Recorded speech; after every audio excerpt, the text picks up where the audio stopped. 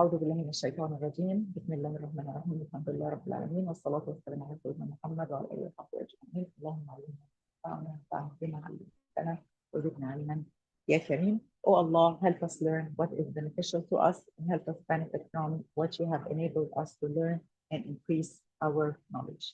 Allahumma amin.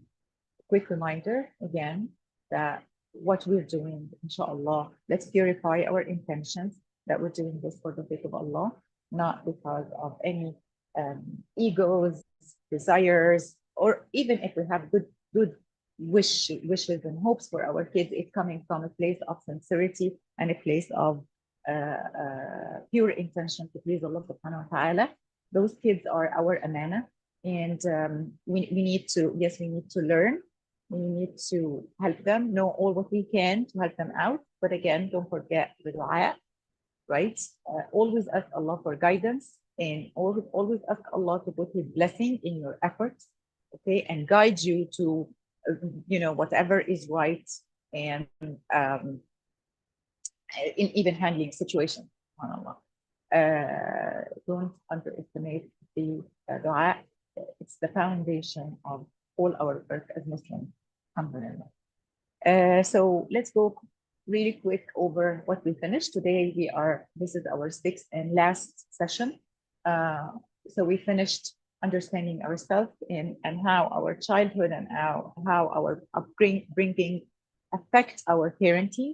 We talked about understanding our kids. We talked about brain development and temperament traits and how to understand that their brain does not work just like us. It's not developed, it's not as developed, right? And it needs a lot of work, a lot of learning, a lot of teaching, a lot of patience, right? And then finally, we talked about the elements that develop secure attachment and positive relationships. And these are the 6 S's. Last time, we spoke about the first 3 S's, which are that kids need to feel safe, secure, and seen and soothed. We spoke about that and we finished these 3. Today, inshallah, we're going to finish the other 3. And they are very interrelated, and they are more of like awareness and tips on how to achieve them, inshallah. With that being said, we need to understand again or remind ourselves that to build a secure attachment is an emotional bond. It's this kind of connection that we have with our kids, okay, that Allah subhanahu wa ta'ala have like meant for us to establish with our kids, which will make our lives as parents so much easier than if our relationship is built on forcing them or just telling them what to do and what not to do, right? That makes our lives so much harder. So having established secure attachment make life much easier because kids will naturally want to follow us, will naturally accept what we say and what we do, and accept our limits and regulations. Yes, they might, argue about something, or they might try to get around something, which is totally understandable, but it's not like our daily life. This is going to be the exception, not the norm. Okay. So we said that the 2 main components for the secure attachment again is the attunement and the responsiveness. I'm not going to spend a whole lot of time into these because we have spoken about them the last couple of sessions before in so much details. So just for those who didn't attend before, attunement is just to be always be able to recognize and empathize with our kids' emotional status. Like, what are they thinking? How do they feel? When something happens, why is it happening? What is behind it, right? And our ability to attune to their internal environment and feelings and needs and desires and thoughts, right, is critical to give them the right response, okay? And which is the second part, which is a responsive engagement or being responsive in a positive way. In what way should we respond? Always, always, always to validate their feelings. And this does not mean approve of their behavior. I just want to highlight this. Validating feelings is one thing. approving behavior is a totally different concept. And also act effectively, right? Effectively means in a positive way and in an appropriate and timely way. Like just do the right response. Okay. And we gave a couple of examples like on how to be attuned. And one last example that I will share is like when we feel like our children or our child is not motivated to do homework or to study, right? So to be attuned is to feel and know, why is he not studying? Is it because he's bored? Is it because it's too much for him? Is it because he feels it's above his ability to do? Uh, is it because he doesn't have like good esteem, self-esteem, and he feels that he's gonna fail? Is it because he's not encouraged? Is it because he doesn't know the value of studying? He doesn't know why learning is important? Is it because there are so many different reasons why a child will not study, why they will not do the homework, why they might not be motivated, right? And then if we're able to understand where the child is coming from, even without him saying, because sometimes children don't know why they're doing certain things, right? So as parents, we know our kids, believe it or not, sometimes more than they do know themselves. If we're always attuned, if we're always looking, if we're always observing, if we're always trying to understand, so we can better help them the right way. So when we do that, we are going to be more like able to respond to that need or to that problem or to that cause and fix it and help them out, right? Because helping a child who doesn't study because he feels that he's not good enough or he's not efficient or he's not able or capable is totally different if you're helping a child who doesn't do the homework because it's boring, right? Or because he doesn't know the value of learning, or why is it even important to learn and get good grades. Those are two different things, right? So having just the one size fits all, like we're doing the same thing for everything, does not work. It's not gonna work. Actually, it usually like actually make the problem worse. So that is the importance of attuning. Okay. And that this example for studying is just one example, but like every single interaction, when we're attuned, I know why my child might be sad. I know when someone says this word, he's sensitive to this word, or he is, he has this feeling that maybe he's not good in this area, or I know that someone is bothering him when it comes to that area. Knowing all of that is critical and crucial for our responsiveness, right? So this will help us do the right thing. One problem that always stands in the way as parents and prevent us from this attunement and that responsiveness is our own baggage, our own upbringing, our own archive, as we talked before. So because we already have a sets of understanding and conditioning, and sometimes we ourselves are subjected like to a certain environment that does not attune or did not attune. We don't value feelings, not because we're conscious about it. It's just automatically because we might be raised in a certain environment that does not value feelings and does not explore internal environment. So automatically we have sets of rules and regulations. So if my child is not doing the homework, what comes in mind is, oh, he's lazy, right? And that's the first thing I always hear right after my child is not interested or not doing their work or not finishing their homework. The next sentence is, oh, he's lazy. Okay. And I want to say, like, what is lazy? I mean, there are like lazy is a manifestation. He doesn't want to do it. Okay. But why?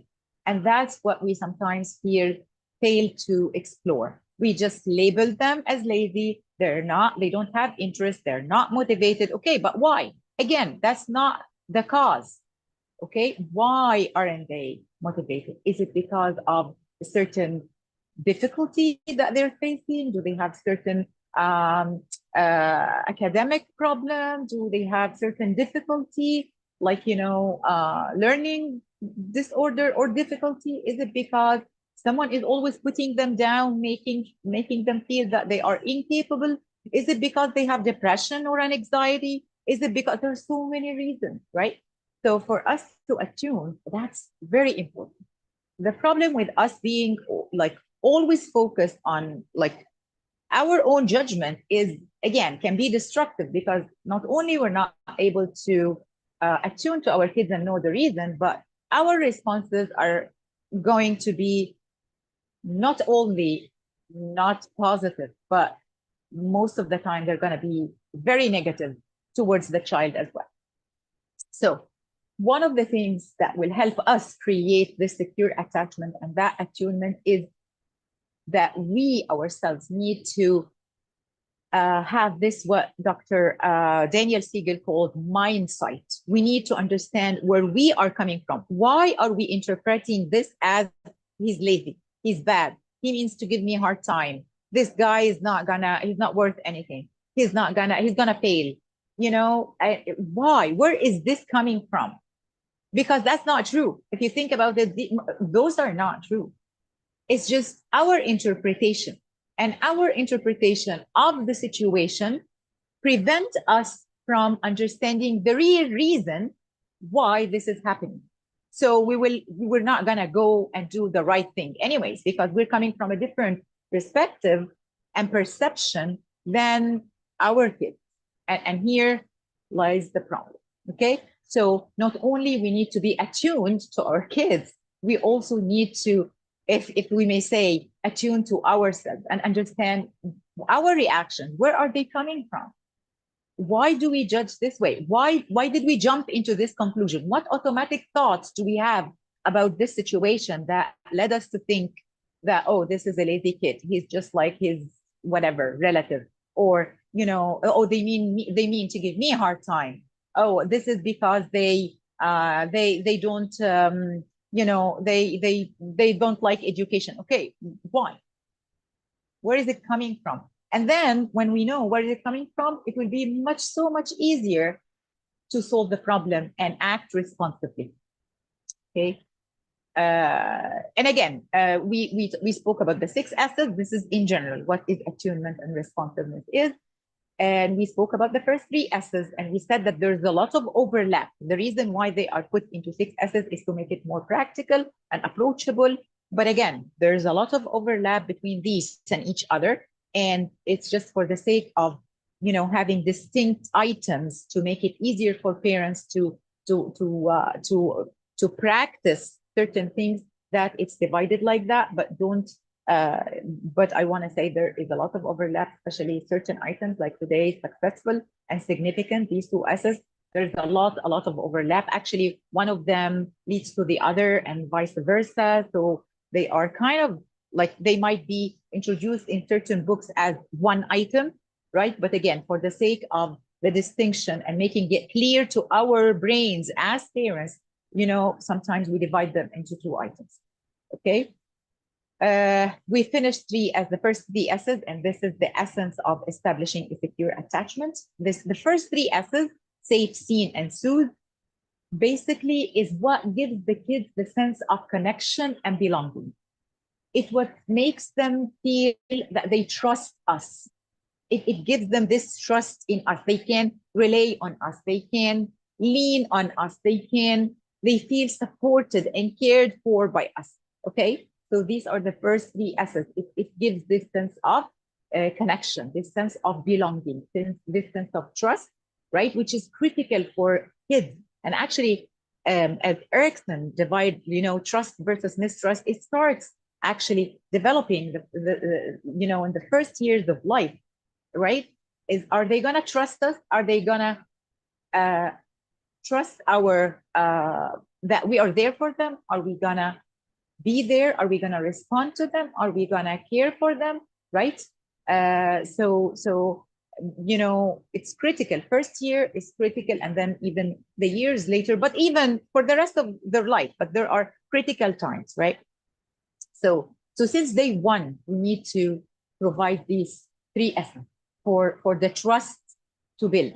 Like when the baby cries and he knows, he trusts that mama is coming to help out. Mama will feed him, or Baba will hold him, or someone will care for his pain, or someone will care because he wants to change the diaper. Those little things, yes, we don't understand this because babies don't talk, but alhamdulillah, a lot of research and science made us aware that this is actually happening, and it wires the kid's brain to the fact that they will feel like they are safe and secure and they trust that someone will be there for them. Okay. Now, let's go to our fourth S, which is that children need to feel successful. So how can we make kids feel successful? Like that's and again, feeling successful you might read in different books, different names, right? It might go sometimes successful and even significant. As I said, they can be combined, and they might go in like certain books, parenting books that you read under, they want to feel capable, or they want to feel competent, or they want to feel confident, right? So depends on the way they classify it, but they all go into the same category.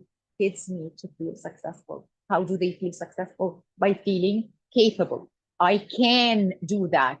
I feel like I have the ability and the capacity, and I'm confident that I can do certain things, right? So this happens through encouragement. Encouragement is the key. It's the foundation, actually, of child self-esteem. Like if you're asking how to raise children's self-esteem, feeling I'm capable and I'm confident, and actually even the second S, which is significant, is the key to that foundation. In addition to connection, of course, we cannot ignore the sense of belonging and connection with an adult or caregiver, right? In anything, it has to be number one. As Rudolf Dreikurs said, children need encouragement just as plants need water. They can not survive without it. Encouragement is what keeps them going. It's what motivates them. It's what makes them want to achieve something, right? It's a key. It's a foundation. Okay. And today, I can say encourage, and I'm sure 99.9% of the parents say we encourage our kids. Today, we are going to discover that a lot of things that we do is not encouraging at all, but not only that, sometimes it's actually discouraging. We have good intentions, like we're not saying that we mean it, but sometimes there are certain things that we do thinking that, wow, this is going to encourage our kids. And, we will find out that actually this is very discouraging, okay? And can be sometimes damaging, but we didn't know before. So let's tune in and see how can we make kids feel encouraged? How can we make them feel successful and capable, right? So there are kind of 5 strategies. Of course, there's more again, there's overlap with significance. So we're trying to just itemize them. First is to use the language and acts of encouragement. What is the language of encouragement? What are the acts? How do you encourage? We are going to talk about that. We need to stop criticism and shaming. Okay, we need to avoid comparison. A lot of parents, and these are the items I'm talking about, think that when we criticize, okay, we're teaching. Think that being critical and criticizing our kids and shaming them, okay, will motivate them to do better. Or comparing them to other kids or siblings or classmates is motivating, because parents think that when we do that, the kid will be thinking, oh yeah, I need to be like Ali because mama said that Ali is doing great in his math. So guess what? I'm motivated now. Brains do not work like that.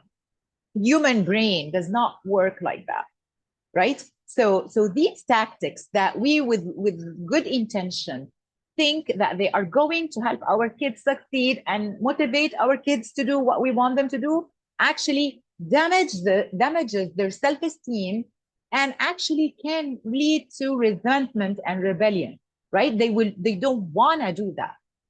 So, and we are going to discuss this in detail. Build on their strength and provide opportunities for mastery. These are the 5 items that we want to discuss today, just to talk about, to put encouragement in action. Okay, how can we encourage? So first, using acts of encouragement.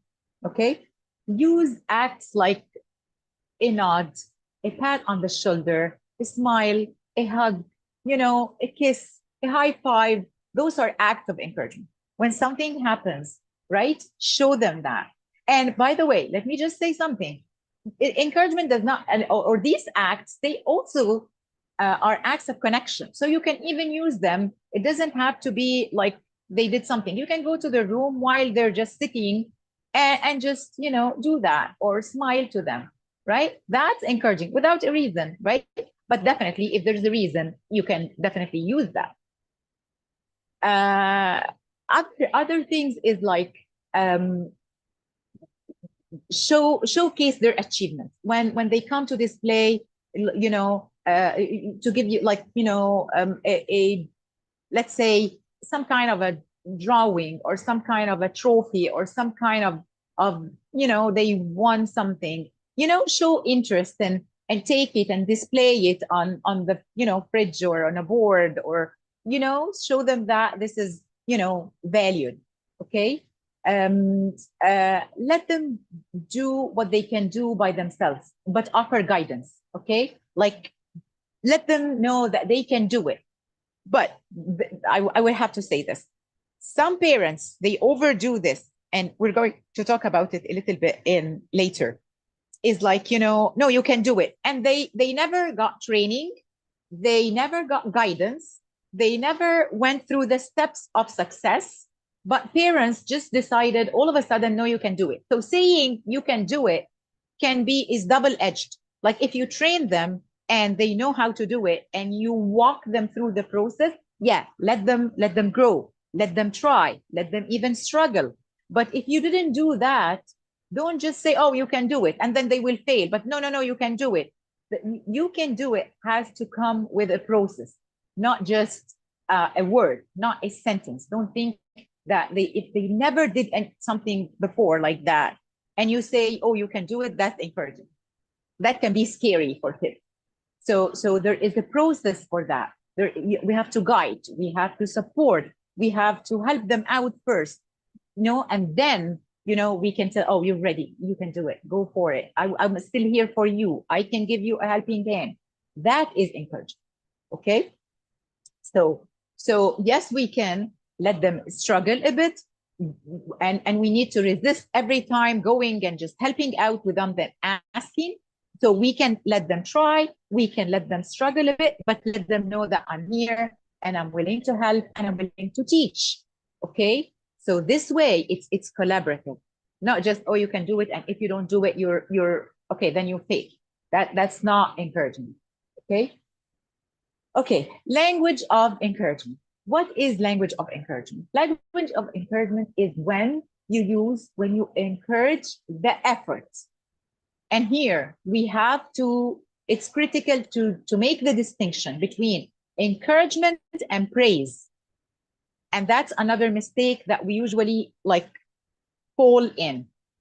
We use praise as encouragement, and these are 2 separate items. And I'm gonna say what's the difference between encouragement and praise. Okay, so encouragement is to encourage the effort, to encourage the work that's been taking place, to encourage a good behavior or a behavior, right? To encourage even minor accomplishments, even little steps.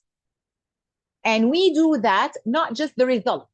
So even if the kids try and they didn't get the results, they still need the encouragement. Praise is when you only praise the result. Okay. Encouragement is to be specific and descriptive, to describe the effort, to describe to the child what they did, or the effort that you want them to own that effort. You want them to be proud of their effort and proud of what they did, right? Not just about the result, even if they don't achieve the result. The trying itself, okay? It has to be sincere and honest. Okay, I know some parents will just overdo it because there was this time when they say, oh, praise kids, praise kids, praise kids. It's very encouraging. The problem with that is over praising for no reason and for even basically no accomplishment, right? Which is fake, it's not sincere, and it's not honest, has a lot of side effects we're going to talk about. And then avoid overdoing it. This is a little comparison between using praise in one column, which is here, and that's why we call it, it's praise or unhealthy praise, and between using healthy praise, which is encouragement, for the sake of, because some, again, when you read about that or go online, sometimes they call encouragement praise. It's not distinct yet. So sometimes they will tell you praise the effort, which is basically encouragement. So that's why, for the sake of the explanation for this session, I will use praise for the unhealthy praise, and then I will use the word encouragement for the healthy way of encouraging kids, okay? So praise is when, I will give you examples so you see the difference first, and then we are going to see how to do it correctly. So when we say something like, you're such a smart boy, or you're such a good girl, or good job, or, right?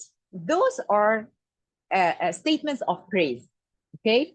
But when you say, oh, that A that you got reflects the effort and the hard work that you put into studying, okay? So here you recognize the effort, okay? Or when they help you out, rather than saying, oh, good boy, you helped mama, you say, thank you for your help. I really appreciate the effort that you did to help me out. See the difference? One of them is basically you're addressing the doer. One, you're addressing the doer, the person. Oh, good girl. But the other, you are addressing the deed. You are addressing the behavior. You are addressing the effort and the work. You're appreciating the effort of that person. And that is critical, okay? One of them is that you recognize the results, which is the praise. You're not going to tell a girl who didn't help you, although she tried, oh, good girl, or she studied but didn't get like the A. Usually, what would we say? We say, oh, you need to try harder. And to make it encouraging, we say, you can do better, right? Okay. And those are the tips that I want to say about. We think this is encouraging, but this is discouraging, right? Because if the kids if this is all what they can do at this point, or all what they know how to do, and you tell them, oh, you have to try harder, or you can do better, we think we're encouraging them, but actually we're putting them down, okay? So but by explaining and describing the effort, right, and that yes, maybe we can help them improve, but by encouraging the effort itself, okay, we are not going to miss that. It's not about the result, it's about the effort. So for example, and I know this is a hard example for a lot of parents, if our kid got a C in science, and I know that my kid is capable of getting an A, let's say, okay, and then if I'm praising, I will keep waiting for the A to say, wow, good girl, good job, yeah, way to go, these things, right? And if she didn't get the A, if she ended up with a B, right? So she studied and she ended up with a B. I still don't appreciate that. So yes, I will say, okay, it's better, but you can do better. Maybe you need to put more effort into this. Maybe you need to study more, right? That is discouraging. That's not encouraging. On the other hand, if you say, okay, I see you put some effort into this, and I see you did your part. Maybe you didn't get the result that you're looking for, and it's okay. So how can I help you? So we can explore. If she's capable of getting an A and she's not still getting it, okay, appreciate the work first. Appreciate the effort that's taking place first, and then explore. Maybe she doesn't understand the concept. Maybe the teacher didn't explain it well. Maybe she needs tutoring or mentoring or helping out. There are so many maybes, right? So just focusing on the result, just because she didn't get the result, will make us totally ignoring the effort, ignoring the struggle sometimes that our kids go through, because in our mind, she can get the A, she's not getting it, she must be lazy or not putting much effort or need to be more serious. Not attuned, right? That maybe she doesn't get it, or it's hard for her, or she needs some other kind of help, or maybe there's a problem with the teacher that we're not aware of that's making her not motivated, or, right? But when I see her doing the effort, that's enough for me to encourage. Oh, I see you're trying, you're studying, you're doing your best. Okay, how can I help you? That is different. Okay. So praising by just focusing on the results and on the person will teach kids what? That they need to change for others. They are valued only when they succeed, only when they get the results that I'm looking for, right? Which makes the locus of control for those kids is an external locus of control. All what they're thinking of is how to please others to get that praise. Because for part of it feels good, right? To be praised, although it has a lot of side effects, right? But part of it is I feel good. So I want to hear that you're great and you're good and that you did it and awesome and all these words, right? So I gradually change, or kids gradually change into an approval junkies, right? Like Jane Nielsen say in her book, The Positive Discipline, is that kids who are raised with continuous praise, they become approval junkies. I want to hear that because my value does not come from my effort or from myself. It comes from the approval of others. On the other hand, when we encourage, because we're encouraging the effort, and because we're encouraging the steps, and because we're encouraging the behavior, right? The kids start growing this internal locus of control. It's like it's more of, what do I think about that? Do I need to put more effort? I think I need to work on that. It's a different paradigm. It's a different way of thinking. Okay. So those kids, they have an inner direction. Okay? Kids who get praised, they usually are looking for people's approval. But kids who are always encouraged, they're always looking to improve themselves. And that is a critical difference. Okay. To the point that some studies revealed that kids who get praised all the time, they are less likely to take challenges, to accept challenges, because challenging tasks might reveal that they are incapable, and then they will lose that praise.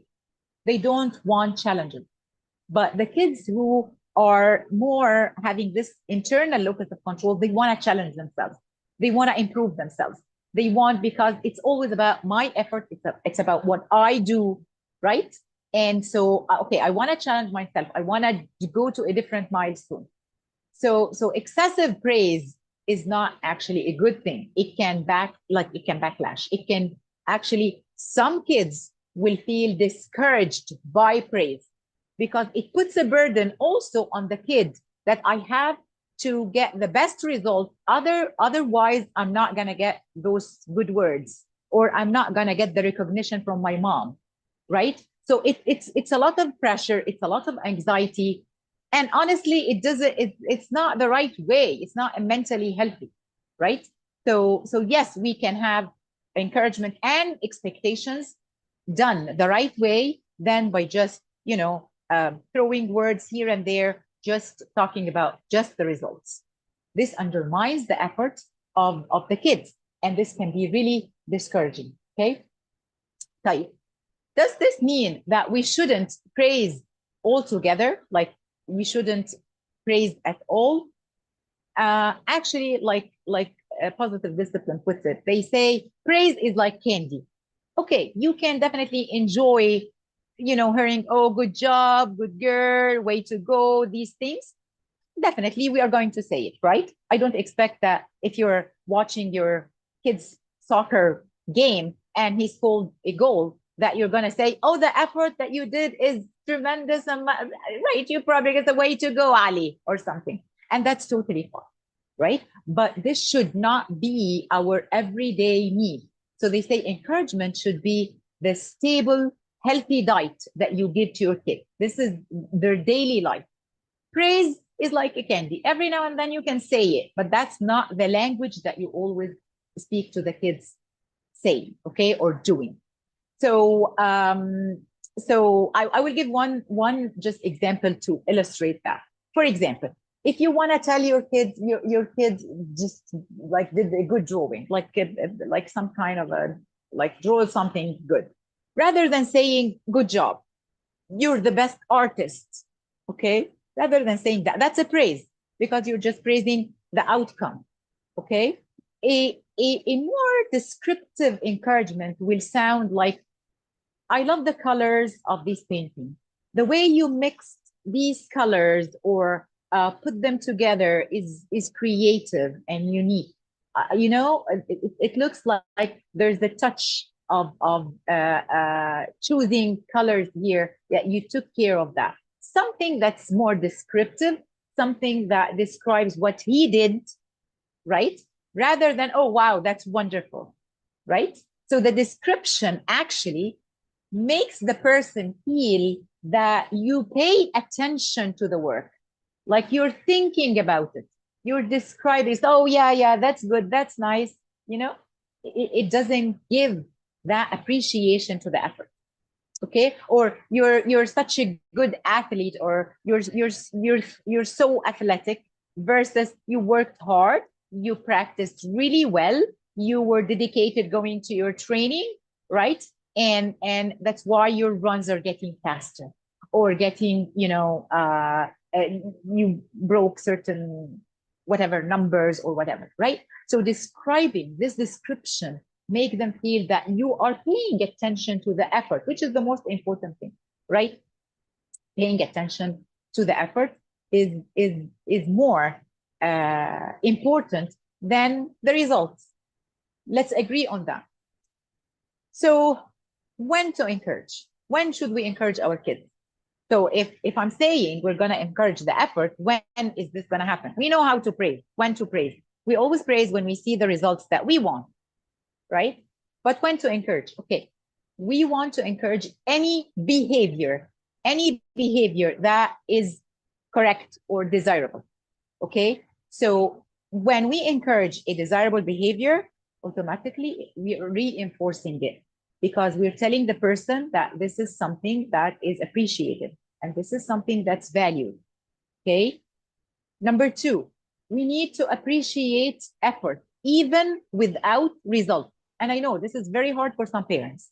Some parents, to them, like, what? So I should appreciate a B? Yes, we can appreciate a B, definitely, even if your kid is capable of A, if you see that they're doing the effort, okay? Because maybe it's not the effort that's missing, maybe something else. But to them, as kids, all what they can do is put the effort. But maybe they're not getting the concept. Maybe the teacher is just giving them a hard time. Maybe there are so many maybes. You appreciate the effort, not the result, okay? Trying to help you in the kitchen, coming and trying to help you bake a cake, but then maybe the eggs will fall on the floor. Oh, what would you do, mama? Right? So rather than appreciating that the kid was trying to help you out, and it's just an accident or something that they're still not capable of just handling everything appropriately, okay? They tried their best. What we do is the result. Oh, see what you did? You made a mess. Get out of here. This is very discouraging, right? And we need to remember something. Allah subhanahu wa ta'ala, does he reward us for the effort, or does he reward us for the result? Yeah, think about that. Allah does not judgment based on the results. He judges based on the effort. So we are supposed to put value on the effort and make dua for the results. Yes, sa'i, the effort. Allah asked us for the sa'i, for the effort. Do all what we can, but the results sometimes doesn't come the way we want. Same concept here. Encourage the effort. Encourage any improvement. any improvement, even if it's a little minor improvement, because, you know, like improvement are like go in steps. Improve this step, and then the kid, inshallah, will go to the next step and the next step. Don't wait until the end, which is a lot of parents do. Oh, we want the final result, so we're not encouraging along the way. You know, most probably you're not going to get the result, because if we're discouraging kids along the way, so they're not going to be encouraged to continue or to improve, right? Remember, kids' brain is not mature enough to hold all these processes by themselves. They need, that's why it's a need. They need our encouragement. They need our, you know, input and appreciation in making them feel capable the right way. Okay. طيب. When again, how can we? I'm just giving some examples on how to, when to encourage. When they come to you excited, they're excited about something that they did, maybe something that they put together, or a project that they did, or having a question for you. When they do that, try to encourage that and carry the conversation and describe what they did, even if it sounded or looked silly or irrelevant to you, right? We see things different. We're adults. So try to that attunement come in here. To the child, this question is like important. To us, it's silly. Okay. So if we keep telling, oh, this is a silly question, this is a silly question, oh, that drawing is really bad, you're, you know, you have all the lines out of the picture. This is so discouraging. And I know in parents' mind, they're trying to motivate them. They think when they say that the kids are going to go and think, yeah, maybe I should correct the drawing. Maybe I should change the colors. Even if you want to help them, there is a way to do that. It's called feedback. And we're going to talk about it. If you want them to improve something, rather than just criticizing, okay, or shaming, you give them a feedback. And I will tell you the difference in a minute, inshallah.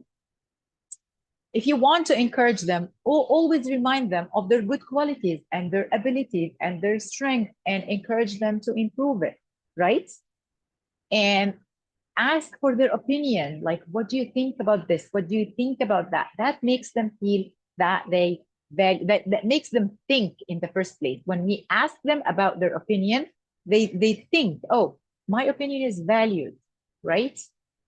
So this is developing, you're developing their brains this way. So that is encouragement. When and how. Now, let's talk about no criticism, no shame. Let's agree. Psychologist Peter McIntyre said, confidence comes not from always being right, but from not fearing to be wrong. See, no one will always be right. Why do we always assume that we have to wait for them to always be right? It's not, right? But if I'm confident people are the people who will try, and they're not worried or afraid to fail, because even if they got it wrong, they have the ability to retry. They are confident enough to retry. I will try again. I will figure it out. They're not afraid. But people who are not confident, they're always afraid to fail. They're always afraid of the judgment. They're always afraid, what will people say? How the people will, see them, right? That's an external locus of control. So they are afraid to even try. So criticism and shame drive kids and people in general to be not confident, to be afraid to. And when they try, they will be like hiding, or they will try to stay away from certain tasks because they don't want to take that shame or criticism. So we need to avoid that. By the way, remember, shame and criticism are also in S number 1, safe. Kids need to feel safe, right? Because these are forms of punishment, if you remember from that first S, because they work on the emotional brain level. It's like, I'm bad, I'm not good enough, they create a lot of problems. So If we want to tell our kids to improve something, so now you're saying don't criticize, don't shame, don't say this, don't look for the results, don't. So how come are we gonna improve or help our kids improve? Yes, definitely. That's part of the S guidance. Remember S number 6. We have to guide them. We have to help them. We have to encourage them to be always better. But in what way? We don't listen.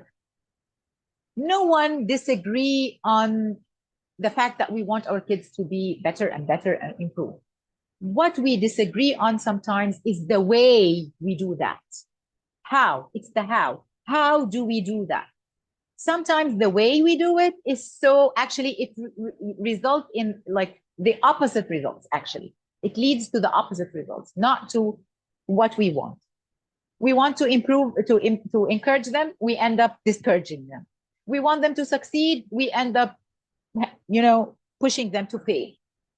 Just because the way we're doing it is not attuned, is not responsive, is not encouraging. So what's the difference? I will give you an example to illustrate the difference between criticism, shame, and feedback. How do they look like? What's the difference? So criticism is when, so let's take a situation. Let's say your child drew a picture, okay? And she came, Sarah drew a picture, and she came to show it to you, okay? And maybe the picture is not the best thing. Maybe, okay, yeah, she can do better, whatever. So a criticism will look like that. This doesn't look like a good picture. You need to try harder. In that parent's mind, she or he, they think that they're encouraging their kid and they are motivating their kid. Actually, this is criticism. Okay, what does shame look like? Shame is when you attack the person.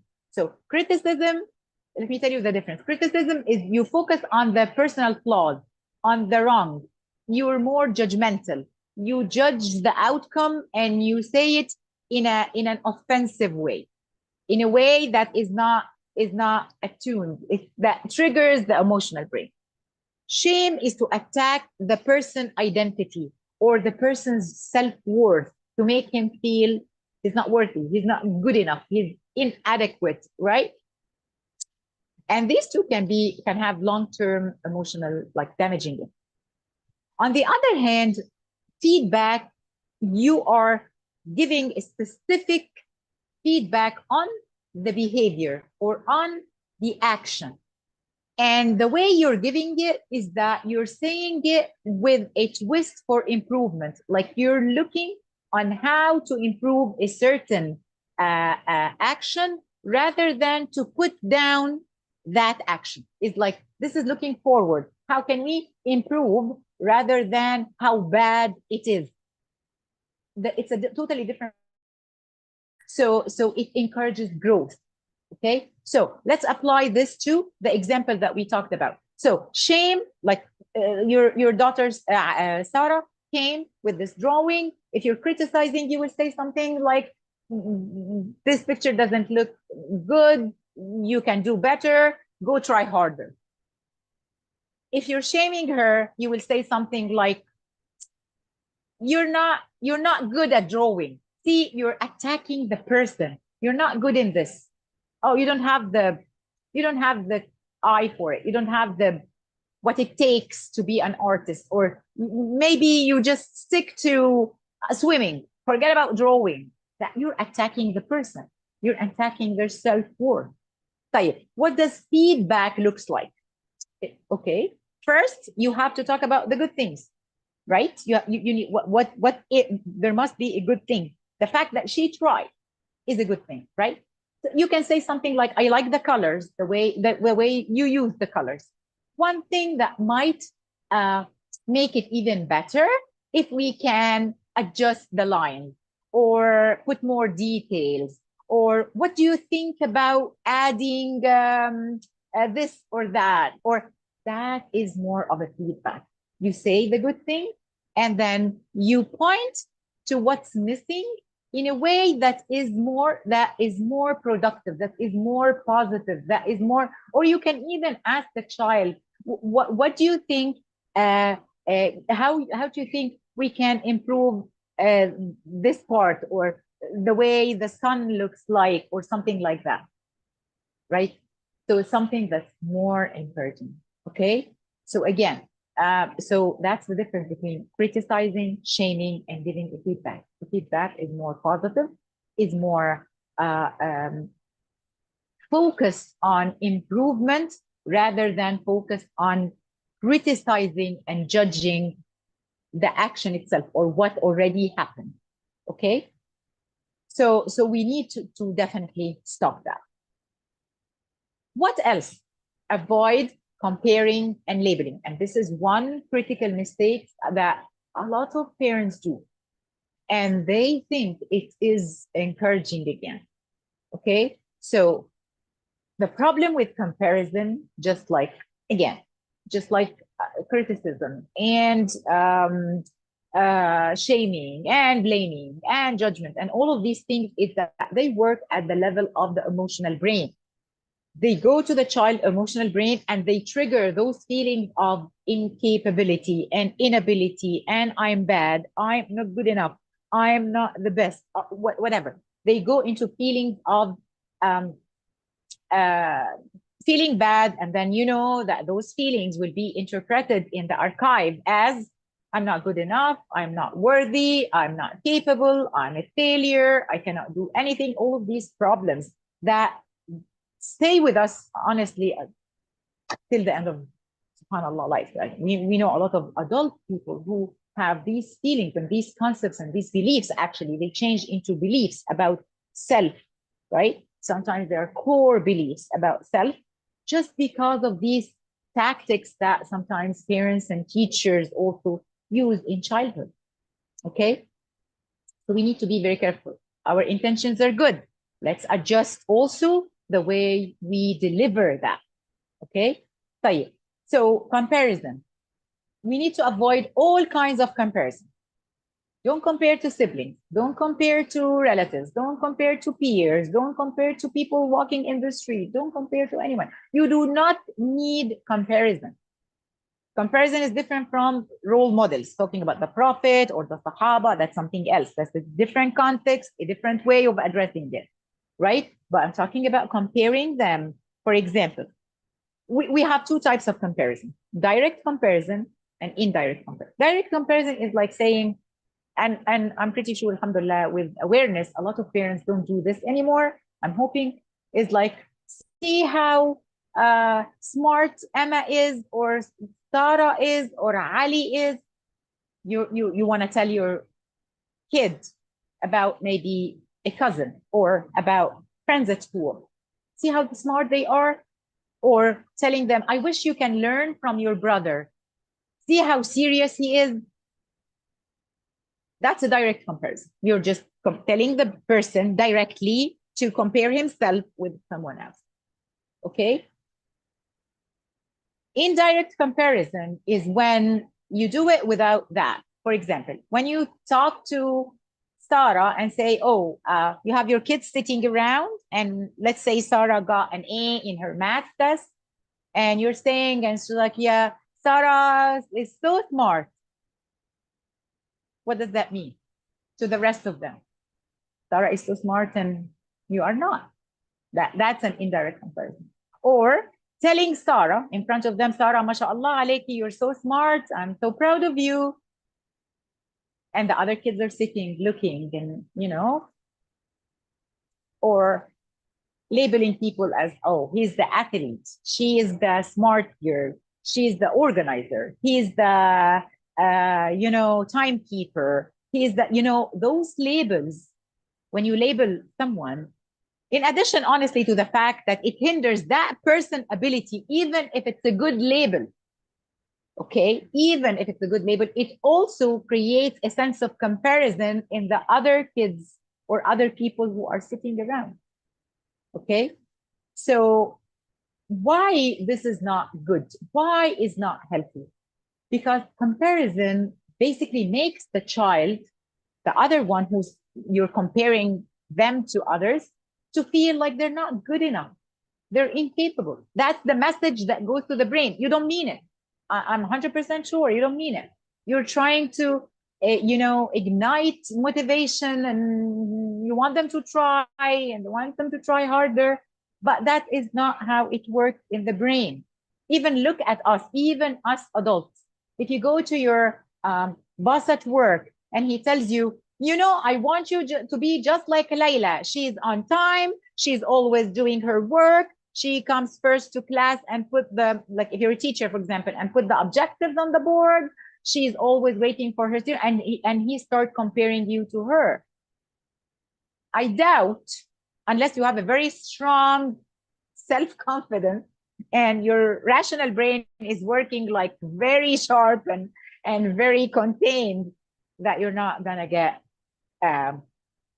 annoyed or upset.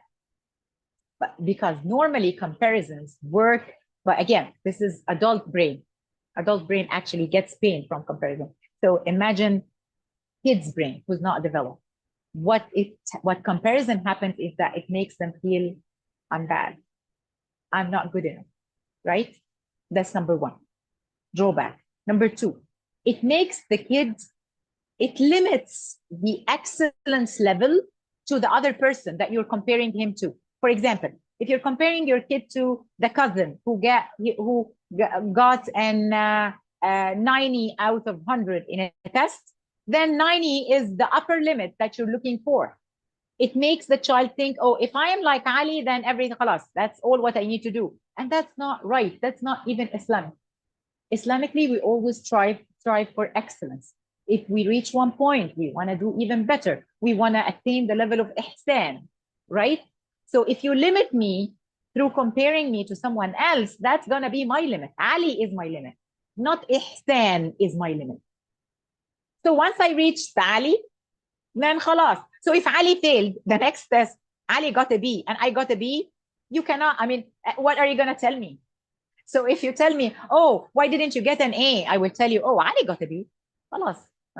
If you compare me to Ali. So actually comparison limits the personal excellence to who you compare them with. Number two. Number three, the way kids' brain will work, it actually will stimulate a level of envy or jealousy or anxiety, right? Like, and a lot of kids, and I saw this like firsthand with, I worked in several schools, what happens is kids start picking up on the problems in that kid or this or that, those. It's like, yeah, maybe they're good in math, but did you see how they answered the teacher? Did you see that they're lazy and they don't do anything after school? Did you see, right? They will, the brain as a defense mechanism will start pulling out like weaknesses on those people, because the brain, like, we still want to feel our integrity is attacked. So definitely, I just want to assure you that comparison is not encouraging at any level. Okay. What else? Labeling a kid, okay, will again limit the space, will limit this, even if it's a good label. Like if you tell me, like, I'm good in something, it makes me like, I'm good in this and I want to stick to that. I don't want to try something else. For some kids, I'm not saying every kid. But not only that, but it will make them always look for that praise or that label and make them anxious about losing their status rather than motivated to continue, right?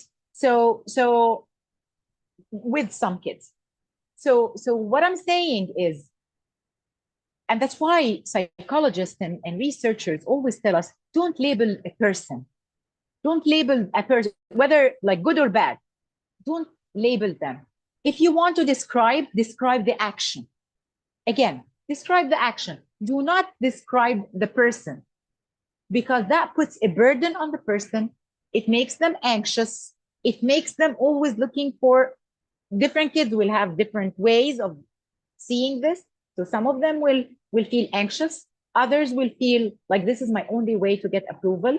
Others will feel like, I need to always make sure that this is my strength and I'm always labeled like that because they're afraid to lose the label. So rather than focusing on their efforts, they're focusing on that approval. So be careful when we do these things with good intention. That's not how the brain interprets it. And try to sit and imagine if this happened to you personally. How are you going to take it? But multiply that by 100 because your brain is already developed and it can weigh things. Actually, the fact that you're sitting and weighing this is an ability that the kids do not have. So imagine a kid's brain. How would it perceive those things? So let's be clear about that. And in all cases, let me just say, why do we even need comparison? Like, we don't even need it. If you want to encourage the kid, you do not need labeling or comparison. All what you need to do is to teach that kid, okay, the value or the importance of that skill without comparing. So if your kid, for example, is not getting like a certain result because he's not studying, rather than comparing him to Emma, you can just say, talk about the value of learning. Talk about, putting effort into things. Talk about ihsan. Talk about itqan al-amal. Talk about how effort can make us reach, our goals. Let them set goals and try to reach it. You don't need to compare. Just talk to them about that value and try to encourage them to improve rather than comparing them to someone else. So, third thing is avoid comparison and comparing and labeling. Number 4, build on their strength. Jane Nelson tells us in her Positive Discipline book that, children usually, they have 85% research. They have 85% strength and maybe 15% weakness, like in certain traits or characteristics or, life skills or stuff like that. What we do as parents is we focus totally on those 15%. We focus on them, we criticize them, we focus on how our kids are not able to do them, rather than focusing on enhancing the 85% strength. So what we need to do is that we need to focus on the strength and then build on that strength to help the areas of weakness. Use the kid's strength to improve the weakness.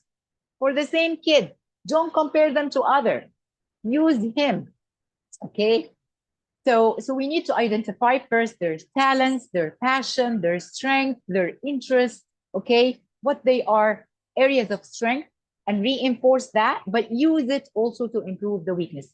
And to give you an example, a practical example for that, to make it more clear, I will share with you a story of, it's a story that I read in one of the parenting books. And it talks about a kid who was, I guess it was a third grader or fourth grader, something like that. And that kid, like, he has behavior problems. He has a lot of always the misbehaving child, right? The one who's always loud, the one who always doesn't take turns, and he wasn't even, so behavior-wise and even academic-wise, he's not studying, he's getting bad grades and everything. So that kid was the label. That's the kid that is the bad kid, or the annoying kid, or right. And then came an art teacher, and the art teacher, started working with that kid. She found that he has a talent, in drawing. So she started encouraging him through drawing. She will tell him, like, about his strength, and she will work with him to improve these strengths. And then she will take his drawing and post it like on the walls of the classroom. And then she got permission to post his drawing in the hallway. And then the kid started feeling that he's capable and he has strength. They found that that kid started improving across the board, both in academics and in like behavior areas. And when they asked her, what did she do? She said, I used his strength to help him overcome his weaknesses, right? She built on that. Like, you're capable of doing that. You know, how can you figure out with homework? Can you figure out with this and that? You have the ability. You can put the effort into that. And with effort comes results, inshallah. So she encouraged him using his strength to help him overcome some of his weaknesses, right? And that is a way of doing that. Number 5, provide opportunities for mastery. What do we mean by that? We mean by that is we need to help kids set goals and set realistic goals. They need to be realistic, because setting unrealistic goals and unachievable goals can be so discouraging. They will not be able to do it. And every time they try, they fail. So when you set goals with your kid, please set goals that are achievable, age-wise, ability-wise, maturity-wise, interest-wise, right? So not because you have other kids who are interested in drawing, you have to push everyone to draw. Or because you have a kid who is excelling in math, everyone should. Everyone has their own personality, their own strength, their own interests. Yes, we can develop them across the board, but don't set unrealistic expectations and unrealistic goals and then push your kid to fail. Okay? Number 2, set goals. When you set goals, try to make them in steps, right? Just like a ladder. Don't wait. Oh, you want him to reach the top. You have to have ladder steps. Okay, so divide any task. And if you want your kid to clean the room, okay, let's forget about academics. If you want your kid to do a chore or clean the room or do any task, divide that task into steps and celebrate successes with every step. So rather than telling them at the beginning to clean the room, divide it into, okay, we are going to start with a bed. And we succeed and we celebrate, and then we teach them how to fold the laundry, and then we succeed and organize the desk, and then we succeed. Divide tasks into steps and celebrate successes. Even one task can be divided into, depends on the age, again, age and maturity. If your kid is 4 years old, it's different than 7 years old, different than 13 years old, and so on. So age appropriate steps and age appropriate small steps, and celebrate the successes, even if they are small successes. Because when kids feel successful, which is a need, they will be encouraged and motivating to go to the next step.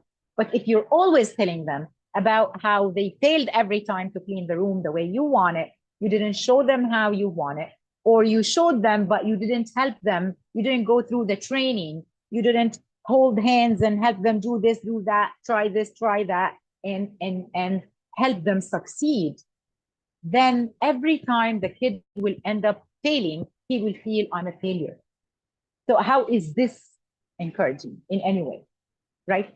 So let's move to S number 5, which is significant. Kids need to feel that they are significant. And significant here, I divided it into 2 components. Okay, they need to feel that they count, meaning that I have value, I count, I'm not a number, I have a value, I contribute, I have a positive impact on life, on people around me, on my family, on my classmates, on my school. I have an impact, I count. That is a need, believe it or not.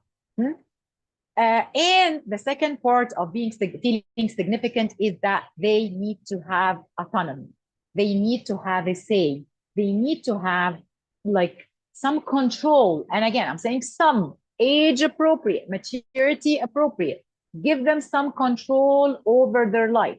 They need to feel they have a say, they can make choices, they can set goals, they can do their own things within your limits, within your guidance and approval, but give them that. They need it. It's a need. Okay. It's not just an extra thing. It's not an extra. So, how to make them feel that they count. After I finish explaining the count and autonomy, I will give you a list again, like we did with encourage. I will give you a list of things that promote this sense of significance, whether as in I count or whether is I have autonomy. I have a choice, basically. So I count or I can make a difference. Children need to feel that they can make a difference. It's a need again. They need to think that their actions, their thoughts, their efforts is not just for themselves. And I know this will sound very weird because kids also, oh no, I don't want to do that. Why would I do this? What would I do that? I understand that they say that. But the thing is, the truth is, it's a need. And they feel the sweetness when it happens. Okay? And it's a training process as well. You have to train them. You cannot just dump them into something. Everything in kids' life needs training. Proper training can lead to miracles. Okay, so feeling that I can make a difference. I can go into like a place, and I would my contribution would be valued, and I will bring a change to the place, whether it's a classroom, whether it's my school, whether it's my home, whether it's the neighborhood. Depends on the age, of course. Everything has to be tailored based on the age and maturity of the child. Okay, so those efforts make the kid feel, oh, I have a meaning. I count. I have a purpose. I'm not here just for nothing. And that will go with our 6S, right? Is like, I have a purpose in life. How are we gonna raise kids feeling that they have a purpose and they have a responsibility and they have a mission on earth if we're not encouraging them to participate and to help out, right? So a feeling that I count, will help them develop this confidence, a sense of purpose, a sense of responsibility. So that's one part of feeling significant. The other part of feeling significant is to grow this sense of autonomy. Autonomy is basically the ability to make choices and make some decision for themselves. Okay, like some degree of self-governance, governance, some degree of self-direction. Like I have a say, I have a choice. This is critical for kids' mental well-being. Okay, they need to feel that they have some power over their life. And again, I'm not saying full power. I'm not saying free power to do whatever, whenever. I'm not saying that at all. This power of decision making and choices is gonna be based on their age. It's a gradual process within your limits, within your the context of your guidance. Okay, so autonomy is basically, let's say some examples to just make it more clear. Let your kid choose their snacks. Like, what am I going to eat today for a snack? But his choice is going to be from the snacks that you bought. If you want healthy snacks, offer them 3-4 different kinds and let them choose. That is still a choice. Rather than giving them, today you're just eating this for a snack. So if you have two, ask them to choose one. That's a choice based on his age. He's a 4 or a 5 years old, right? That's still a choice. He chose. Or when they grow a little older, let them do their work schedule under your guidance. Because if you leave it free, I don't want to study. So we don't have this option, right? So yes, offer them choices within your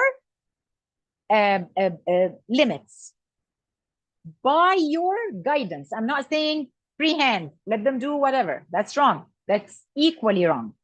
Okay. Or selecting clothes, like they're going out, they wanna wear. Okay, you are the one who, maybe you bought this together, and you can pull out 2 or 3 different choices and let them choose one of them. Or you can tell her, go to your closet and choose whatever if you're fine with it. So the thing, because you chose anyway all the clothes in the first place.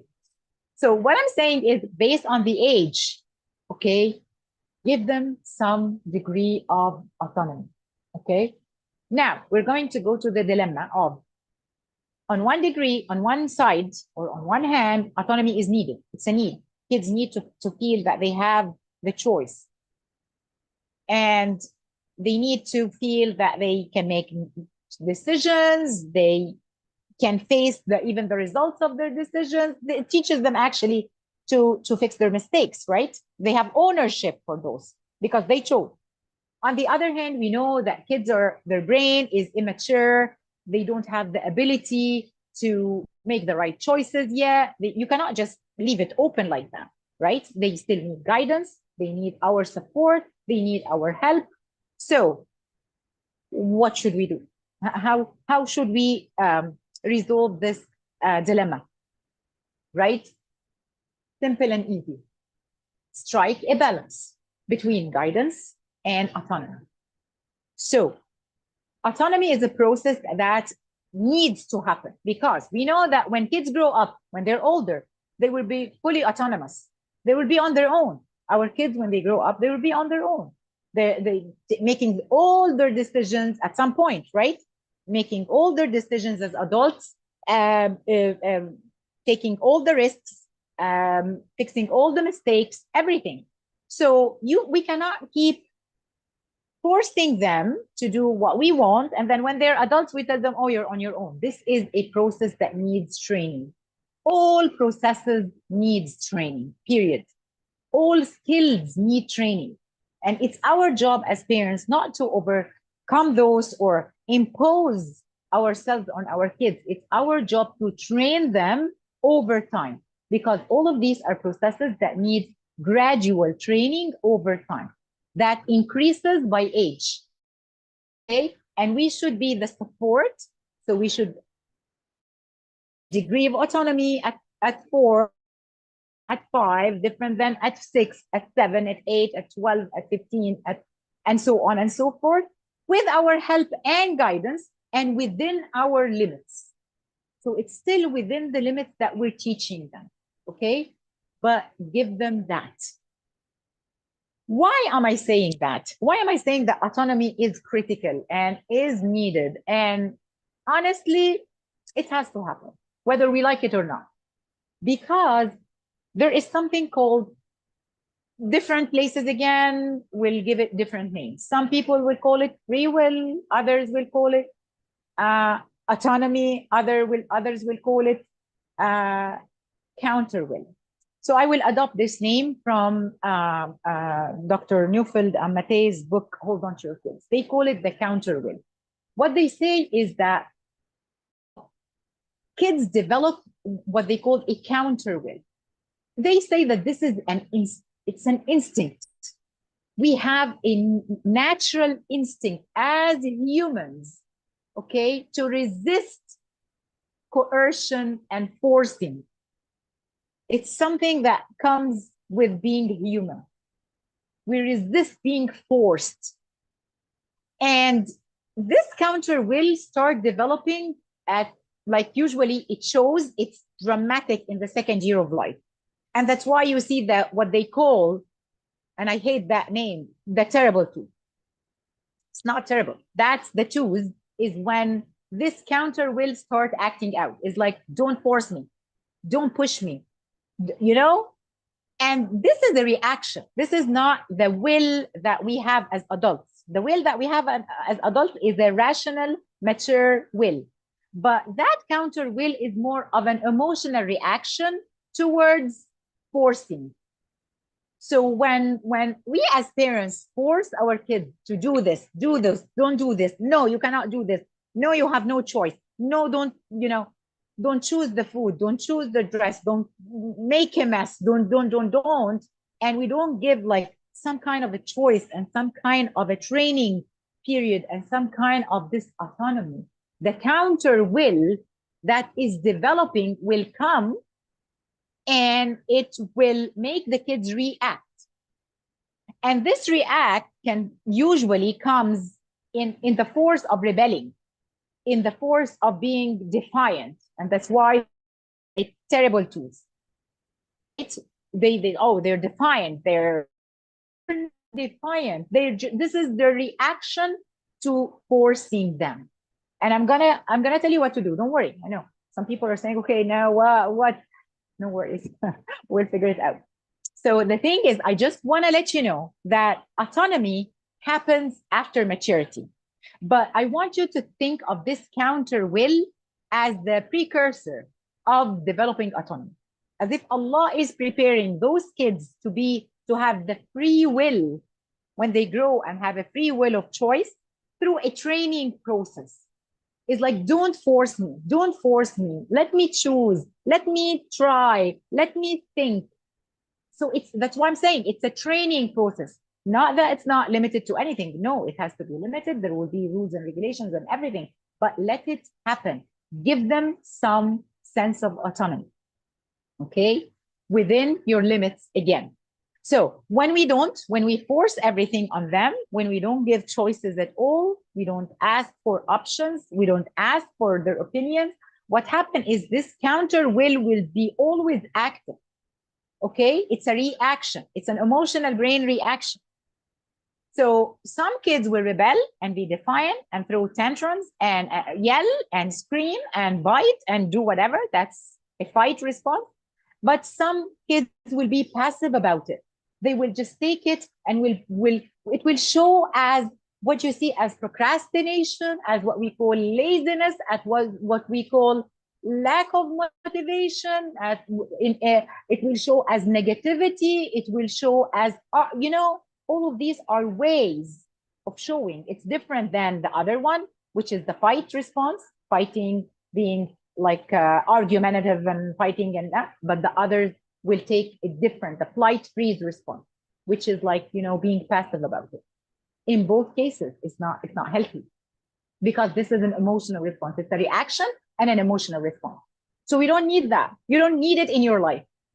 You can raise a healthy individual. I want you to understand that autonomy is a process that starts usually since birth, but it's evident in first year of life, like after the first year of life, when they start understanding and talking or trying to pull and push and take and, and that's why they call it the terrible twos, right? So this is a development. This is a normal developmental process. Don't force me.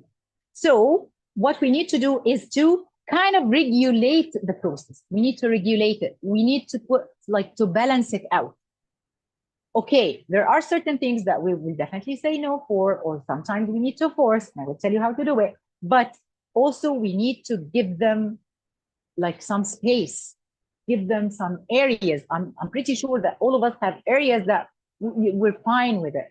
They can choose their clothes. Maybe this parent will not mind that. Other parent will not mind if she puts something in the kitchen and let the kids play with her baking a cake and spilling the flour on the counter. Other parents will not mind if they decide to make a mess in the room and then clean it. So everyone has something. Try to give them avenues to choose. Okay, right. So why is this counter? What is the point of this counter will?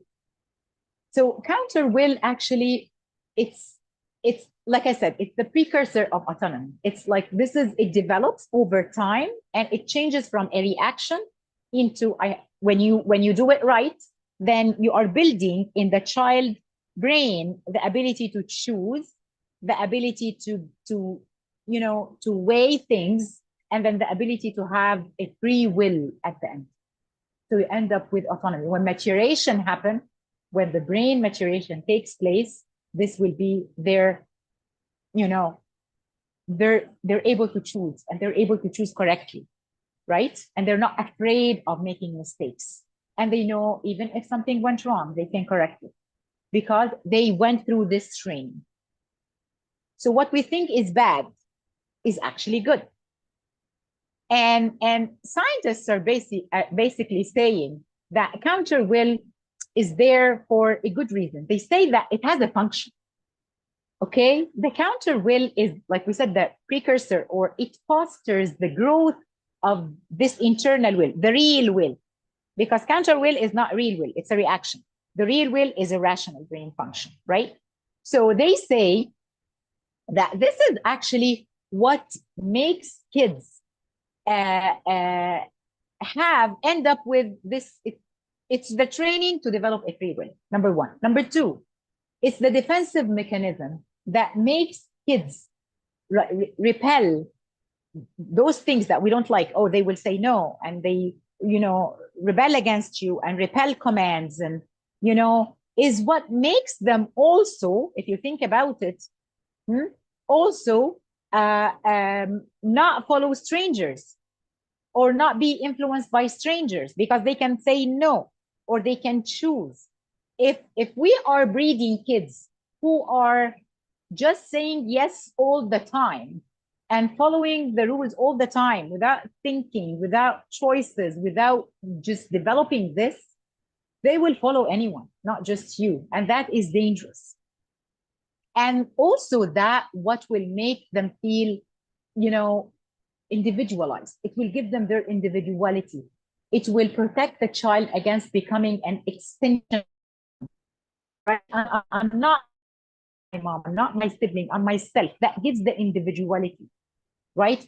So if we think counter will, or the way it develops until it reaches the free will of autonomy, is a bad thing, rethink again, because that is how it happens. That's the developmental process. So what we need to do is to give them some, ability to decide within your limit. Again, I'm not saying not without your limits, not something like leave them to do whatever, it doesn't matter. No one is saying that. Let me just make sure that this is clear. Now, we're going to jump at another point that is important, because some people, sometimes we're not able to differentiate between autonomy, which is the sense of choice, I have a choice, and between independence. Independence is basically, the total independence is basically to feel like I'm capable of doing things without relying on anyone for guidance or support, or like I don't need any external control or any external influence. That's something else. Okay.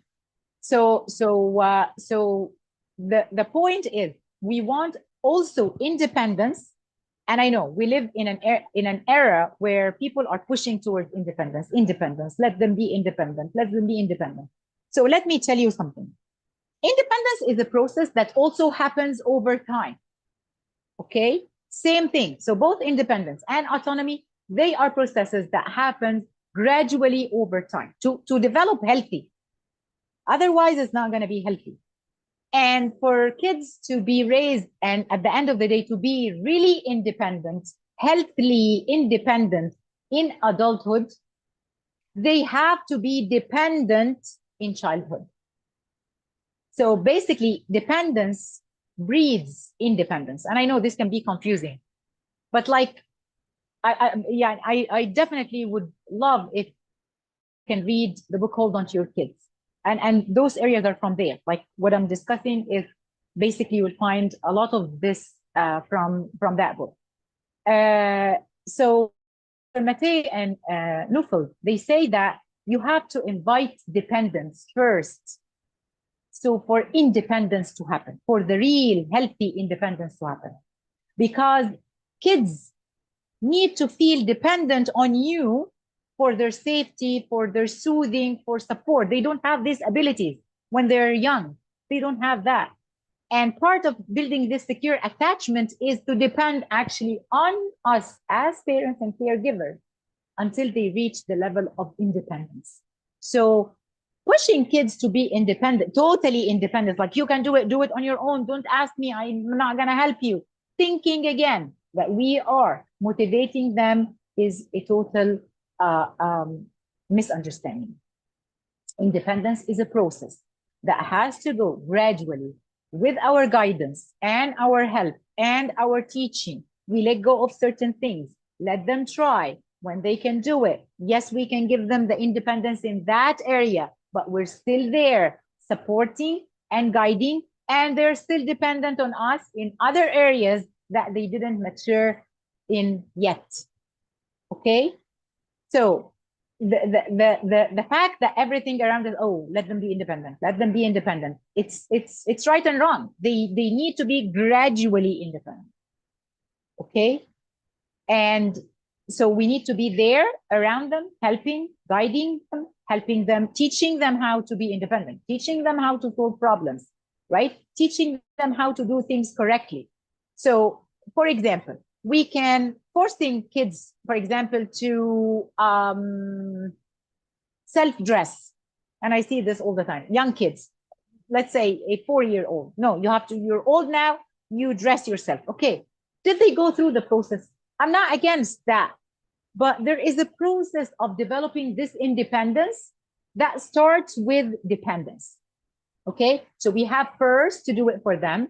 Then we have to teach them how it's done. Then we have to help out at some point. Then we have to guide. Then we have to let them try.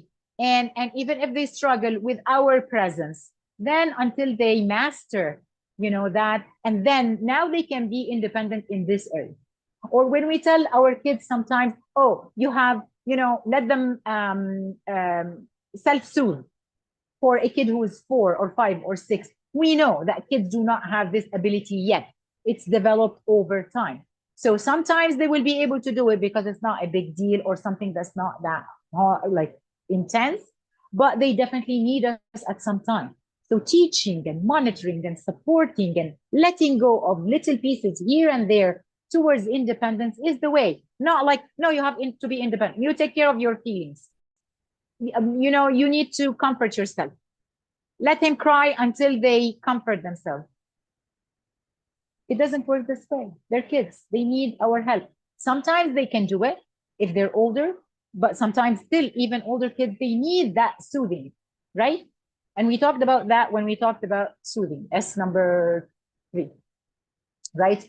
Or, and so many different examples. So what I'm saying is, yes, we want to reach independence and we want to reach autonomy, but these are processes that we need to reach over time through guidance, through support, through our limits as well, and letting go of little things along the way so that they feel, oh, I can take care of that now, until they reach the full-blown picture of total autonomy, free will, and total independence when they are older, right? So don't rush into pushing your kids to just do everything for themselves and calm themselves and just entertain themselves without even supporting them or teaching them how to do that. Or, one of the things that sometimes I hear all the time is like when studying. And I know a lot of people who teach about studying, they say, oh, this is the kid's job. They need to study, whether they study or not, it's their job and they have to decide. Listen, it doesn't work this way. Things do not work this way. There are so many things that we have to take in consideration. Like, did we train them? Did we train them did we teach them the importance of learning? Did we train them on how to do schedules and organize their time? Did we teach them time management? Did we teach them responsibility? Did we teach them problem solving?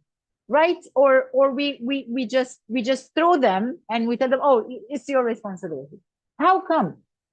So I have like one sister who came to me and said, I was helping my child. Her child is kind of in maybe 5th or 6th grade. And she said, I was studying with him all the time. We sit together, we study together 100% of the time. I check his homework, I check everything. And then I met one of my friends and she said, no, my kids, they study on their own. I don't interfere at all. This is the responsibility. They take care of it. You shouldn't interfere. And then the sister dropped the whole thing all of a sudden. It doesn't work this way. It's a process, right? So if your kid was, you didn't teach them, you made them 100% dependent, you didn't let go of the little things, you didn't have a process for that independence, right? You didn't do it gradually, you didn't teach skills, you didn't, and then you drop them all of a sudden without the proper preparation, what do you expect will happen? The kid will fail, right? And she said, oh, why my kid fails and why my friend's kids? Because your friend probably trained her kids to do that. It's been a process until she reached that point. So if you want to reach that point, it has to be training. But also, the kid's personality is part of that. How much guidance are you going to provide? Or how much supervision, right? Should you let go or not? It all has to do with several things: kids' age, kids' maturity. Did you train them or not? Kids' personality. What is the process that you conducted? What kind of support that you provided? All of these has to be taken in consideration. So that's why I'm saying independence is a long-term, gradual process that needs preparation, right? When we do that, yes, we can start leaving areas for them to do while we're still there for support and for encouraging. Okay. So now I'm going to give you some examples of what you can do to make your kids feel both autonomous and that they count, to feel this sense of significance. Examples are like, always offer choices within your limits. Discuss these limits and consequences with them. I put a list on the slide if you want to take a picture or something, because, those are ideas, but you can go online and search. You will find bazillion ideas if you just type how to make my kids feel like to give some autonomy or make them feel like this sense of significance. So discuss things with them. When you set rules, sit and discuss it with them. Let them know why you're setting rules. What is the importance of rules? Why in the first place you're doing that? Because sometimes when we don't explain, kids feel that we're just restricting them. They don't know that this is because of our love, our care, or because, our brain, is not there yet to put these limits and rules and the importance of that. So they need to know that. That's part of learning. Let them set goals and plans for their life, even mini things, little things. Okay, this summer I'm gonna read one juz of the Quran. I'm gonna listen to that part of the seerah of the Prophet, or I'm going to do 10 minutes of math every day. Let them plan. Okay, that gives them this sense of, I count, I have a choice, I'm significant. Sit together, help them. At the beginning, it will start. You have to participate in it because they don't know how to do it. Respecting them makes them feel significant, right? Teach them that when they make mistakes, it's okay, but how are they going to correct it? Don't let them be afraid to make mistakes. We will all make mistakes. We are still making mistakes and we are adults. The point is, we slipped into a mistake. Okay, how are we going to fix it? Ask them for their help. Let them problem solve. When they have a problem, sit with them and guide them. Teach them how to problem solve. So later on, they can problem solve on their own. They reach independence. But through your guidance, through being dependent on you, through your teaching, okay? Always ask them for their opinion. Consult with them. Tell them, what do you think about this or that?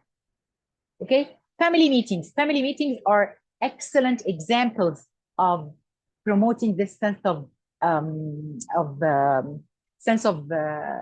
significance, right? Because these are kind of like regular once a week meeting. All members of the family are there. It's scheduled usually. We sit and we make group decisions. We talk about assignments. We talk about responsibilities, plan for events, for outings, for talk about share positive feelings, choose activities together, spend some fun time together right after.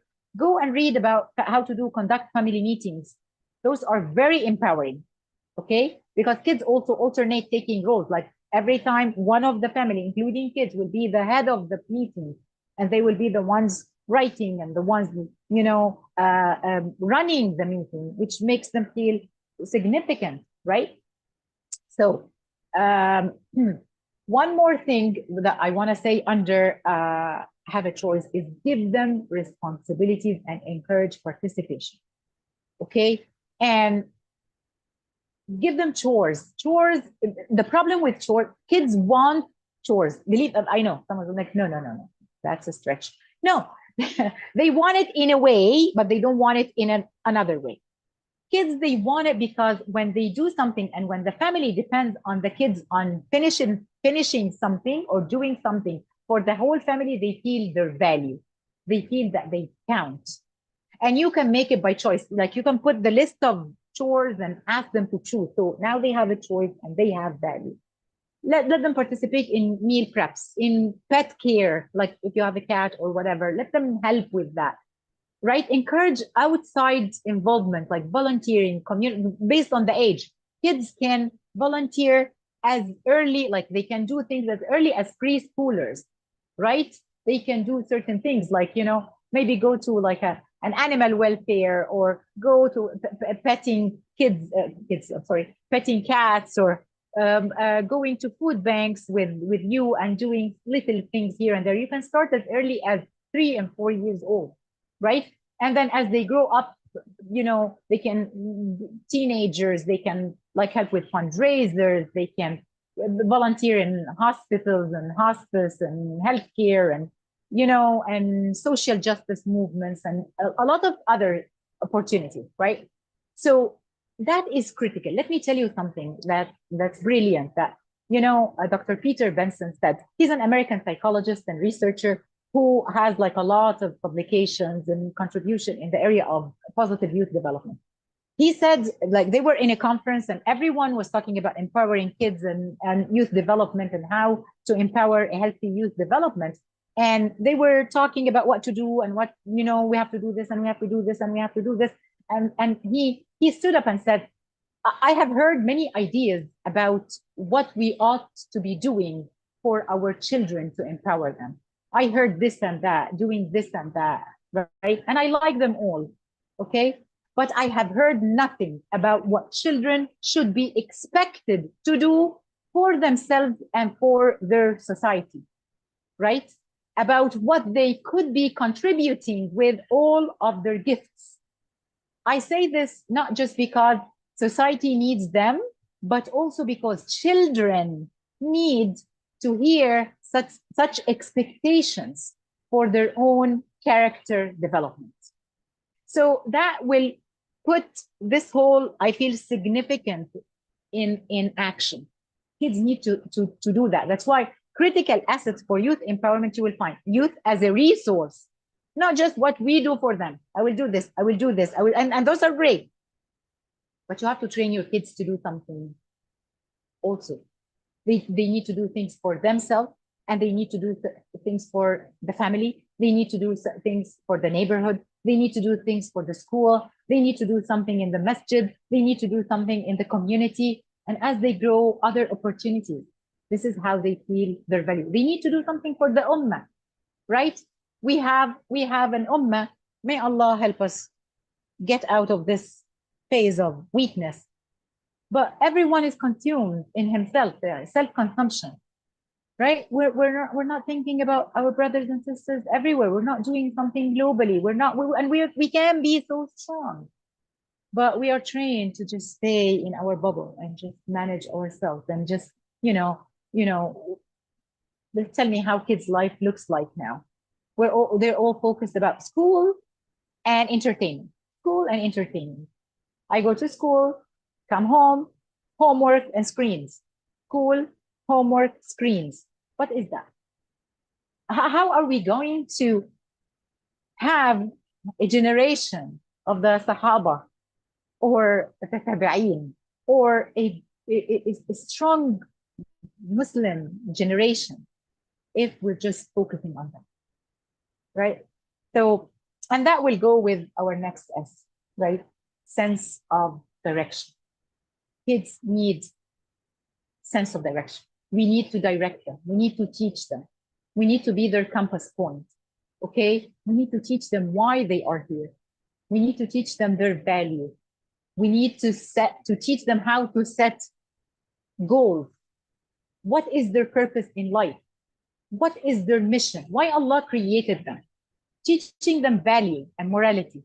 Be their compass point. Because if you are not their compass point, guess who's going to take that? Who's going to be the compass point for them? It's going to be their peers. It's going to be the society. They are going to guide them into whatever, which is basically where we are now, right? Especially with peer orientation. Kids are like, what does their life look like? We go to school, influenced by our peers, go home. Okay, let's just do the work for those who are work and homework is important. But then what else? Influencers, YouTubers, looking at like whatever, songs, sports. And I'm not saying don't do any of that. If they're beneficial, of course, but there has to be a greater purpose. We're not here for that. Who is going to teach kids that other than us? Right? Who is going to do that? Who is going to tell them that, you know, this is the meaning of life, and orient them as they are young? You know, starting with this is the sun and this is the moon, and this is mama and this is baba. That's how it starts. But then later on, we need to tell them about themselves. We need to tell them about values. We need to teach them about ethics. We need to teach them about learning. We need to teach them about Allah and the love of Allah subhanahu wa ta'ala and the Prophet sallallahu alaihi wasallam. We need to raise them in like having this Islamic values, like, you know, like ihsan and adab and akhlaq and rahmah and mawadda and all of that. Who's going to teach that? If we're not going to do it, if we're not going to be their compass point and we're going to not guide them in the right direction, they will lose the way. They will lose the, you know, guidance. So we need to have a plan for that. That's why S number 6 is a whole course by itself. I mean, we you know, I cannot just teach it in a session or 5 minutes. It's like, it's how to teach kids, because the thing is, we have a lot of good morals, ethics, values. We know our mission, we know our purpose, but a lot of time, again, it's the how we do it is the problem.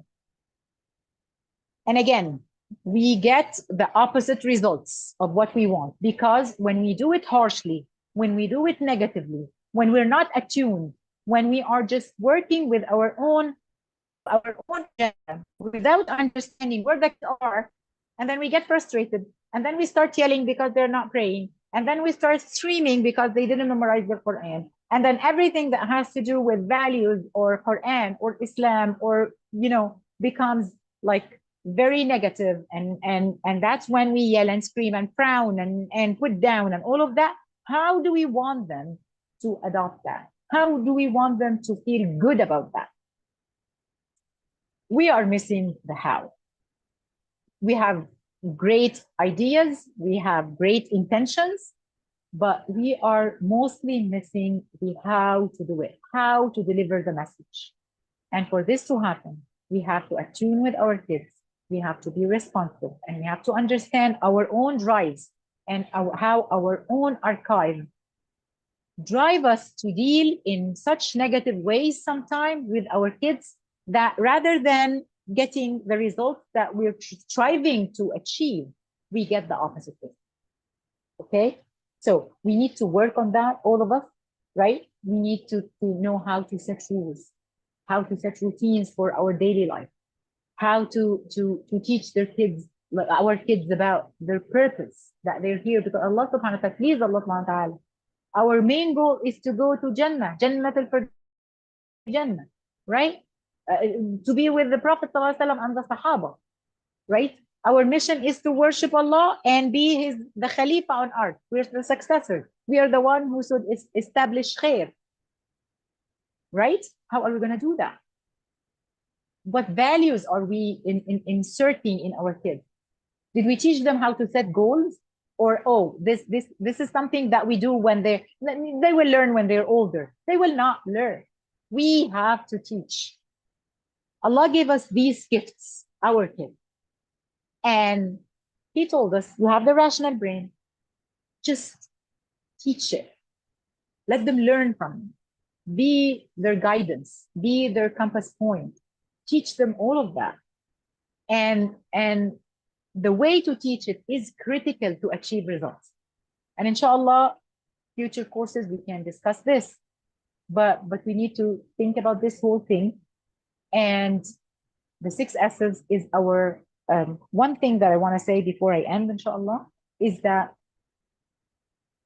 when we have this relationship, you know, this secure attachment with our kids, and when we build this positive relationship, a lot of hardship that we go through on daily basis will be removed. This is not me saying that. This is science saying that, right? Like I said, counter will. They said that they found that kids who are attached, securely attached, okay, they tend to listen to parents, okay? Their brain, because of the closeness and because of this sense of connection and belonging, their brain works things out so it doesn't clash. So their desires or what they want does not clash with this connection or this closeness with the caregiver. So that removes a lot of the problems, right? In addition, of course, to because we're doing it the right way, we're explaining why we're doing that. We're securely attached to our kids. Allah subhanahu wa ta'ala made it just remove. Remove this whole chunk from our plate. But when we don't do that, we bring the chunk back. So now every rule becomes a fight. And every order is that you're forcing me. So everything we do triggers that counter will. So rather than we're making our life easier and our kids' life easier, right? We unintentionally make it harder and harder for both of us. Okay. So with that, inshallah, I will leave you. We're done. We finished our series for building secure attachment and positive relationship with our kids. I hope, inshallah, that it was beneficial. And let's end the session with our dua first. سبحانك اللهم وبحمدك أشهد أن لا إله إلا أنت أستغفرك وأتوب إليك. أعوذ بالله من الشيطان الرجيم. بسم الله الرحمن الرحيم. والعصر إن الإنسان لفي خسر إلا الذين آمنوا وعملوا الصالحات وتواصوا بالحق وتواصوا بالصبر. صدق الله العظيم.